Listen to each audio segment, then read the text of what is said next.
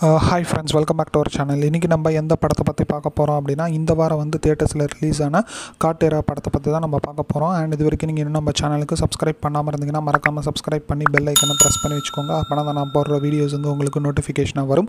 So வாங்க இப்போ இந்த படம் வந்து எப்படி இருக்குது அப்படிங்கிறத நம்ம பார்த்துடலாம்.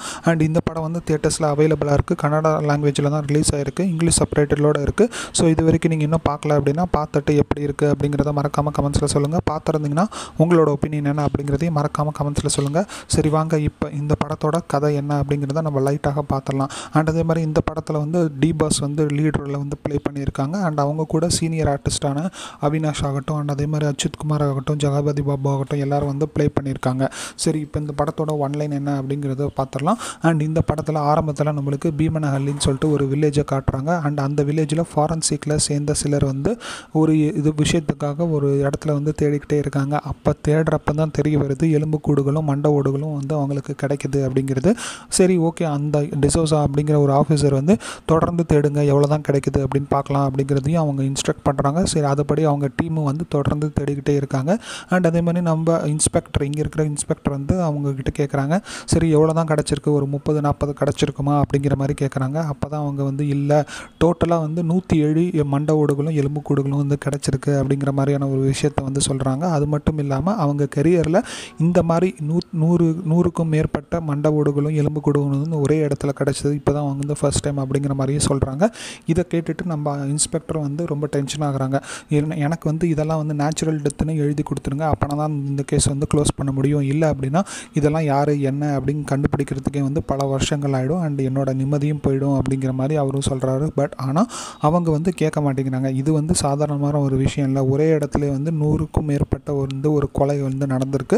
ஸோ இது வந்து சாதாரணமாக நடக்கலை, இங்கே வந்து என்ன நடந்துச்சு அப்படிங்கிறத மக்களுக்கு தெரியப்படுத்தணும் அப்படிங்கிற மாதிரியான ஒரு டெசிஷனில் அவங்க இருக்காங்க. ஸோ இப்படி இருக்கிறப்ப நம்மளுக்கு கட் பண்ணாங்க அப்படின்னா அச்சுத் குமாரை வந்து காட்டுறாங்க. அவர் ஒரு பரோலில் இருக்கிற கைதியை வந்து அவங்க வில்லேஜுக்கு கூட்டு போகிற ஒரு இதில் வந்து மிஷனில் வந்து இருக்கார். ஸோ அந்த கைதி யார், அண்ட் அதே மாதிரி அவங்க வந்து என்ன பண்ணாங்க, அண்ட் அந்த கைதி தான் வந்து நம்ம தர்ஷன். ஸோ அவருக்கான ஒரு ஃப்ளாஷ்பேக் என்ன, அவர் ஏன் வந்து ஜெயிலுக்கு போனார், அண்ட் அவருக்கு என்ன நடந்துச்சு, அண்ட் யாரால் நடந்துச்சு, கடைசியில் அவருக்கு என்ன ஆச்சு அப்படிங்கிறது தான் மீதி படமாக வந்து நம்மளுக்கு கொடுத்துருப்பாங்க. அண்ட் இந்த படத்தில் வந்து அவங்க சொன்ன விஷயம் வந்து ஒரு நல்ல விஷயம் அப்படிங்கிற மாதிரி தான் எனக்கு தோணுச்சு. ஒரு நல்ல மெசேஜை வந்து அவங்க சொல்லியிருக்காங்க. டி பாஸ் மாதிரியான ஒரு ஆட்கள் வந்து ஸ்க்ரீனில் அதை சொல்கிறப்ப வந்து ரொம்ப எஃபெக்டிவாகவே இருக்குது அப்படிங்கிற மாதிரி தான் எனக்கு தெரிஞ்சுது. உங்களுக்கு எப்படி இருந்துச்சு அப்படிங்கிறத மறக்காமல் கமெண்ட்ஸில் சொல்லுங்கள்.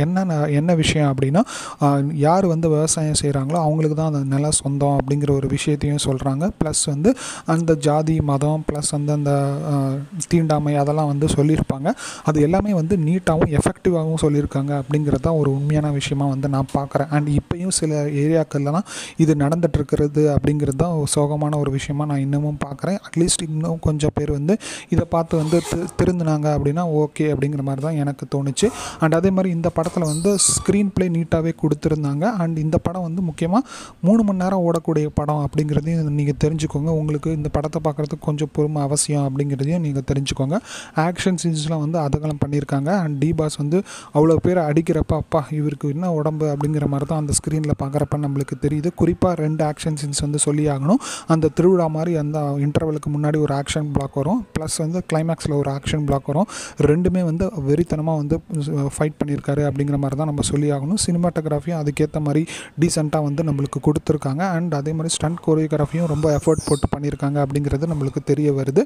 சாங்ஸ் வந்து 2-3 சாங்ஸ் இருக்குது. ஒரு 2 சாங்ஸ் வந்து அந்த மெலடி டோன் வந்து ரொம்பவே நல்லா இருந்துச்சு. பட் ஆனால் அதுக்கும் அந்த கதைக்கும் சம்மந்தம் இல்லையோ அப்படிங்கிற மாதிரி தான் எனக்கு தோணுச்சு. ஹீரோயின் வந்து ஒரு இம்பார்ட்டண்டான ஒரு ரோலில் தான் ப்ளே பண்ணியிருக்காங்க. அவங்களுக்கான ஒரு ட்விஸ்ட்டும் வந்து எண்டிங்கில் வந்து கொடுத்துருக்காங்க. அது ஓரளவுக்கு பார்க்குறதுக்கும் நல்லா இருந்துச்சு அப்படிங்கிற மாதிரி தான் நம்ம சொல்லி ஆகணும். ஸோ ஓவராலாக இந்த படத்தை வந்து நீங்கள் பார்க்கலாமா வேணாமா அப்படின்னு கேட்டிங்கன்னா, டி பாஸ் ஃபேனாக இருந்தீங்கன்னா கண்டிப்பாக இந்த படம் வந்து தியேட்டர்ஸில் பாருங்கள் அப்படிங்கிற மாதிரி தான் நான் வந்து உங்களுக்கு ரெக்கமெண்ட் பண்ணுவேன். நியூட்ரல் ஃபேனாக இருந்தீங்கன்னா உங்களுக்கு 3 மணி நேரம் படம் ஓகே, உங்களுக்கு மசாலா ஆக்ஷன் மூவிலாம் பிடிக்கும் அப்படின்னா கண்டிப்பாக இந்த படத்தை ஒரு தடவை செக் அவுட் பண்ணி பார்க்கலாம் அப்படிங்கிற மாதிரி தான் நான் வந்து உங்களுக்கு ரெக்கமெண்ட் பண்ணுவேன். ஏன்னா அவங்க அந்த ஒரு பவர்ஃபுல் மெசேஜை வந்து சொல்லியிருக்காங்க இல்லையா, அதுக்காக வேணால் ஒரு தடவை ட்ரை பண்ணி பார்க்கலாம் அப்படிங்கிற மாதிரி தான் நான் வந்து உங்களுக்கு ரெக்கமெண்ட் பண்ணுவேன். சரி ஓகே, இந்த படத்தை வந்து ஃப்ளோவே வந்து மைனஸே கிடையாதா அப்படின்னு கேட்டிங்கன்னா மைனஸ் இருக்க தான் செய்யுது. ஏன்னா இந்த படத்தோட கதைக்கு வர்றதுக்கே வந்து அவங்க கிட்டத்தட்ட வந்து 30 to 35 மினிட்ஸ் எடுத்துக்கிறாங்க. அவ்வளோ பொறுமையாக வந்து நம்ம பார்க்க வேண்டிய ஒரு கட்டாயத்துக்கு வந்து தள்ளப்பட்டிருக்கோம். ப்ளஸ் வந்து 3 மணி நேரம் கதை அப்படிங்கிறத கொஞ்சம் வந்து அவங்க சுருக்கியிருக்கலாம் அப்படிங்கிற மாதிரி தான் எனக்கு தெரிஞ்சுது. நீங்கள் இந்த படம் பார்த்துட்டு எப்படி இருக்குது அப்படிங்கிறத மறக்காமல் கமெண்ட்ஸில் சொல்லுங்கள். அண்ட் இது வரைக்கும் நீங்கள் இன்னும் நம்ம சேனலுக்கு சப்ஸ்கிரைப் பண்ணாமல் இருந்தீங்கன்னா மறக்காமல் சப்ஸ்கிரைப் பண்ணி பெல் ஐக்கானை ப்ரெஸ் பண்ணி வச்சுக்கோங்க. அப்போ தான் நான் போடுற வீடியோஸ் வந்து உங்களுக்கு நோட்டிஃபிகேஷனாக வரும். தேங்க்யூ ஃப்ரெண்ட்ஸ், தேங்க்ஸ் ஃபார் வாட்சிங் திஸ் வீடியோ. பை.